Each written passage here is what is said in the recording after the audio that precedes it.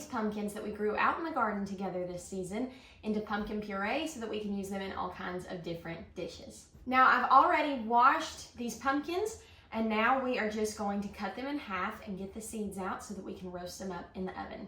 All of these pumpkins are pie pumpkins, and I'm gonna save some of these seeds so that we can grow pie pumpkins from these seeds next year in the garden and we don't have to buy seeds again. This pumpkin right here is a Long Island cheese pumpkin. This is like my prized pumpkin that I grew this year. I just think it's absolutely beautiful and doesn't even look real. And it's great for baking, so I'm really excited to get to roast this one up as well. But I'll make sure that these seeds go into a different bowl. That way I'm not mixing up my seeds. But if you're not saving seeds for a garden next year, then don't even worry about this. Once you have your pumpkin open, you just need to take a spoon and get out all of the guts and the seeds on the inside of your pumpkin. You can put those into the garbage if you want. You can save the seeds for gardening next year, or you can roast them up. I think I want to roast some of these seeds up as well. I've never done that before, and I think it would be really fun. So I have a little bowl that I'm going to be saving our seeds in today. Once you have the inside of your pumpkin cleaned out, you're just going to put it face down on a baking sheet lined with some parchment paper. Repeat this until all your pumpkins are done.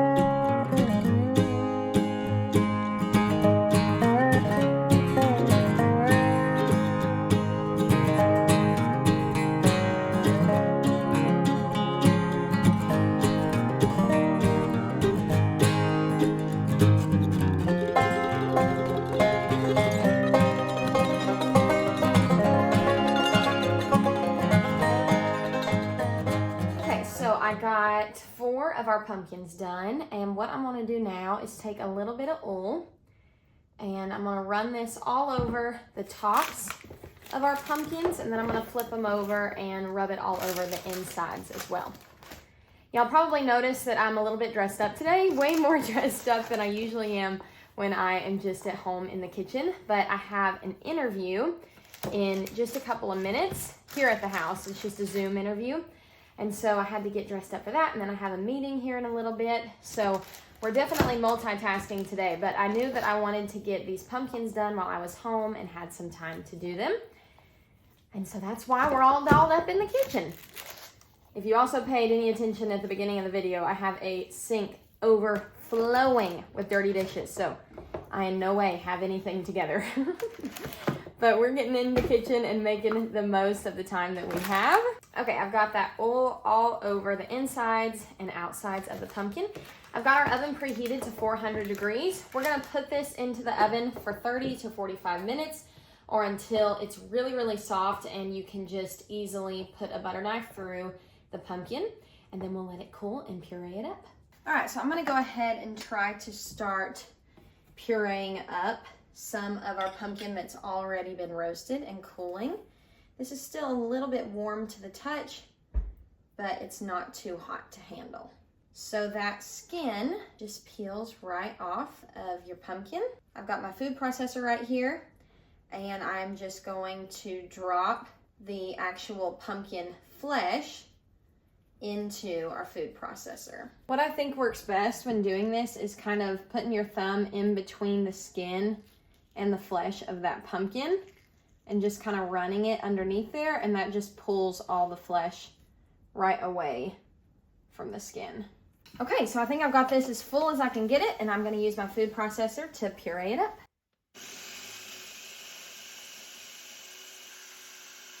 Here is what that looks like. It is so smooth and creamy. It's absolutely beautiful. So I didn't know how much all of this would make. I'm sure this bowl is a little bit overkill, but I didn't want to have to dirty up 2 bowls, so I wanted to go ahead and use a big bowl. So I'm just going to empty this into this large bowl, and then we are going to continue pureeing up all of this until we don't have any more left to puree. You would be able to do this a lot quicker if you had a large food processor, but I do not. And so we're just gonna have to do it in batches. I did wanna show you how easy the skin pulls off of these Long Island cheese pumpkins. I've already done 1/2, but you can see, like, in comparison to the pie pumpkins, these don't really lose their shape, but the skin basically just like pulls away from the Long Island cheese pumpkins, which makes it so easy to peel the skin off. Like, that took no effort at all. And the color is such a deep, rich orange. I really like the way this is pureeing up and how it looks better than the pie pumpkins. I know you can't really buy Long Island cheese pumpkins at the store, but you could probably get them at different pumpkin patches. So it's definitely one to keep your eye out for if you love making homemade pumpkin puree and baking with it. Okay, remember when I said I didn't know if I would fill up this whole bowl? Well, we did it. We just about overflowed it. And I still have all of these seeds from our pie pumpkin that we need to do something with, as well as these seeds from our Long Island cheese pumpkin. So the seeds may be a project for another day. We'll see how much we get done today. But I thought that it would be fun while we've got all of this fresh pumpkin puree to make a pumpkin themed supper together. Y'all are gonna absolutely love this recipe that I'm gonna share with you. And then for the rest of it, I'm going to store it in these little plastic containers. I will link these down in the description, because if you like to do, you know, food prep ahead of time, if you like to stock your freezer with staples, these are wonderful containers to use in your freezer. You can see through them so you know what they are. Of course, you can label the tops too, but they're very affordable and I have absolutely loved them. Obviously, I never heat these in the microwave because they're plastic. So you just want to plan ahead by putting them into the fridge so they can thaw, and then you can transfer it to another container to heat. But these are wonderful. I can't say enough good things about them. So normally in 1 can of pumpkin puree, you get 1 3/4 cup of pumpkin puree in 1 can. So that's how much I want to put into our freezer containers, because I know that that is what we will be going off of for most recipes. They'll probably call for 15 ounces of pure pumpkin, or they'll call for 1 can of pumpkin. And so if I measure it out like this, then I'll be able to just know that we have X amount of cans of pumpkin in our freezer that we grew in the garden instead of having to buy it at the store.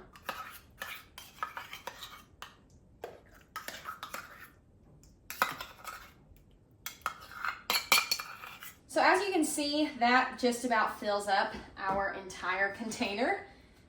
So I'm just gonna put the lid on, and just like that, we have got homemade pumpkin puree. Now let's just hope I have enough space in my freezer for all of this pumpkin. This is really, really good to know, because you saw how many pumpkins we grew. We didn't grow that many pumpkins this year out in the garden. And I would say that we are going to get plenty of pumpkin. We don't cook with pumpkin that often, but maybe it's just because it's something that I only buy seasonally. Maybe since I have it on hand, I'll find other uses for it. I'm sure I will. And we might end up liking pumpkin bread more than we like banana bread and stuff like that. But I think that this is probably a year's worth of pumpkin for us, just because we don't cook with it that often. And when I grew pumpkins, I wasn't really trying to grow them to grow pumpkin for us to eat, although that is a benefit of growing them. I was mainly just wanting to grow them so that we could grow our own pumpkins to decorate with. And we've been able to enjoy them up on our kitchen shelf.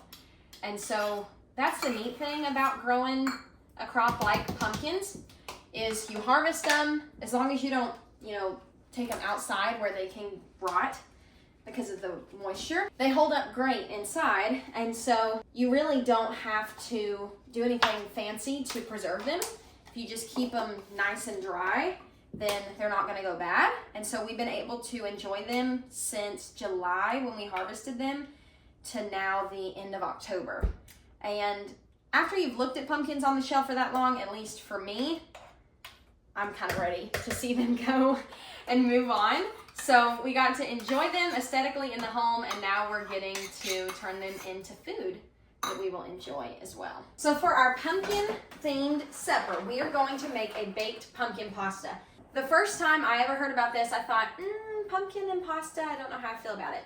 But I cooked it for Chris and I, gosh, probably almost a year ago, and it was absolutely delicious, and I have wanted to make it ever since, and I just haven't gotten around to it. But now we've got all this pumpkin, so it's the perfect excuse.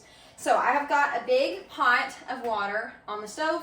We're going to boil 1 pound of pasta. Now you can always have this recipe. I'll have it down in the description below. But I'm going to do the full recipe since we have all this pumpkin and we have the full 1 pound of pasta, and I'll put it in 2 separate dishes so that we'll have one meal for tonight and another meal prepped and ready to go in the freezer because this freezes great. The next thing that we need to do is get some Italian sausage, browning up in a skillet. And then the only other prep you need for this is 1 diced onion, which I already did. But what we're gonna do here is just take the casings off of our Italian sausage.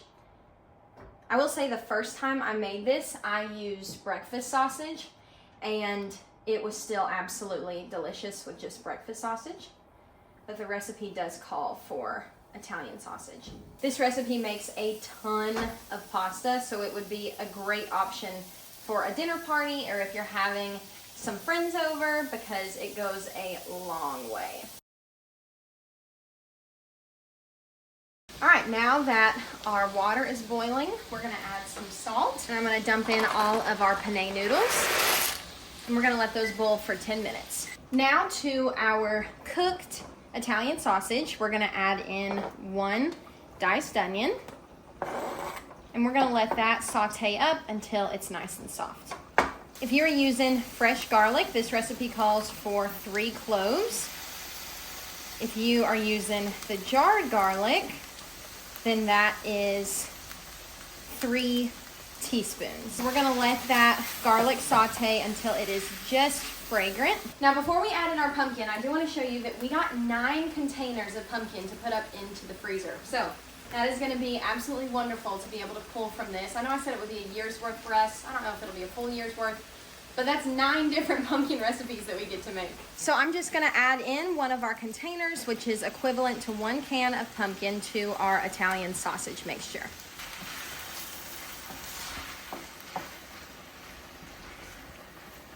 Our noodles just finished boiling, so I'm gonna get these drained.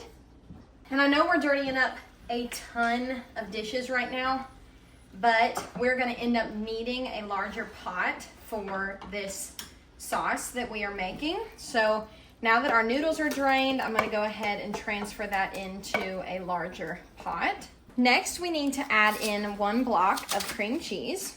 And I've had this softening on the counter at room temperature, so it shouldn't take long to incorporate, but you can always use it out of the fridge. You're just gonna have to cook it longer for it to incorporate into the sauce. Next, we need to add in 1 cup of milk.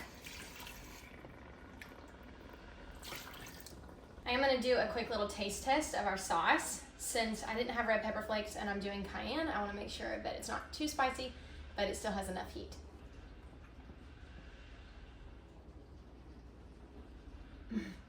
That is so good. If you have never had pumpkin pasta, you have got to make it this fall. All right, now it is time to add in our noodles.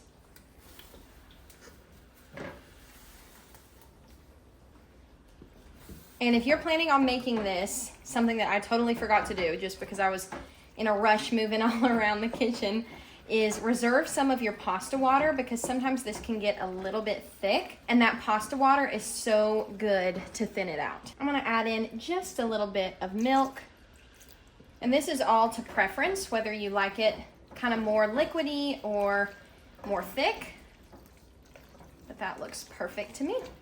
So I have 2 casserole dishes right here. We're gonna eat one of these tonight, and then we will put the other one into the freezer. Now you can eat this just like it is, but I think something that takes it over the top is topping it with some toasted breadcrumbs. These are some that I just keep in the freezer for whenever we need breadcrumbs. And then we're gonna take the remainder of that Parmesan cheese and top it with that as well. Now, like I said, if you're just gonna eat this without baking it, you can totally leave out this step, but if you're baking it, I think the toasted breadcrumbs and the Parmesan cheese just make it even more delicious. Since this container comes with a lid, I'm gonna freeze this one, and then I will put this one into the oven for us to eat tonight. But we're not ready to eat right now, so I'm gonna set both of these aside. I'm gonna cover this with some aluminum foil for the time being, and this has to cool completely before we can put it in the freezer. So we're just gonna set these aside and then we'll have supper ready whenever we're ready to pop this in the oven. Since I had all this fresh pumpkin puree on hand, I could not pass up the opportunity to turn this into a full pumpkin themed supper and make a pumpkin pie. Now, I had never made a pumpkin pie before this, and I used a recipe out of Merity's Table, I think is the cookbook, and I liked it fine. It didn't knock my socks off, but I'm not a huge pumpkin pie girl. So if you have any pumpkin recipes that you love, please leave them down below because we have a ton of pumpkin to use up that will be in our freezer now after this huge preservation day. So I decided that since the kitchen is such a disaster and the rest of my week is kind of busy and I'm not going to be home to work on these seeds, that I'm not going to roast them this year. The chickens will absolutely love this treat. So they're not going to waste, and even if they were, it would be okay. It's just the insides of a pumpkin. We still got lots of use out of those pumpkins. But I'm gonna just save some seeds, and maybe next year if we wanna roast some seeds, we'll do that. But Chris and I have never really grown up eating roasted pumpkin seeds. So it's not like something that we crave every fall. It was just something that I thought would be fun to try. So what I'm doing, because these seeds have to dry out for a couple days, is I have just got some paper bowls right here. And I've got them labeled so I know what seeds go to what. And I've already done my green striped cushaw seeds.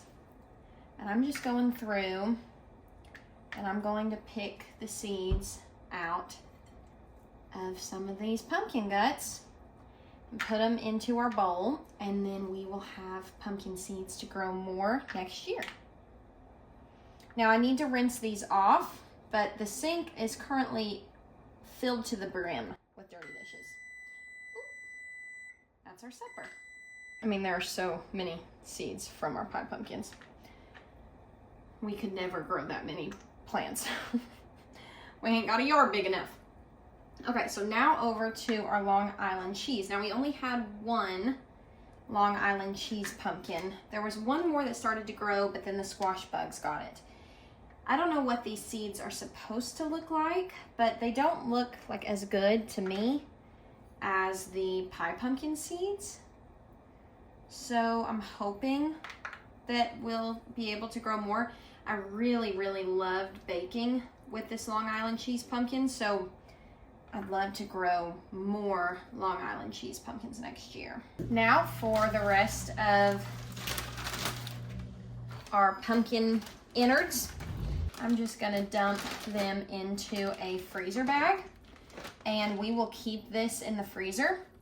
And as the chickens need a little treat, we'll take it out there and give them a little treat. This was a long day of food preservation and cooking, but it paid off in the end. We got 8 containers of our pumpkin, not including the 1 container that we used in the pie and the 1 container that we used for this pumpkin pasta. This is one of our favorite meals. I think that we will eat this all the time now that we have pumpkin in the freezer ready to go. And then after we had our supper, we ended the night with a slice of our pumpkin pie. I hope that this encouraged you to make the most of your harvest, and we want to thank you for spending time with us here at the Sasser House. We'll see you guys on the next one.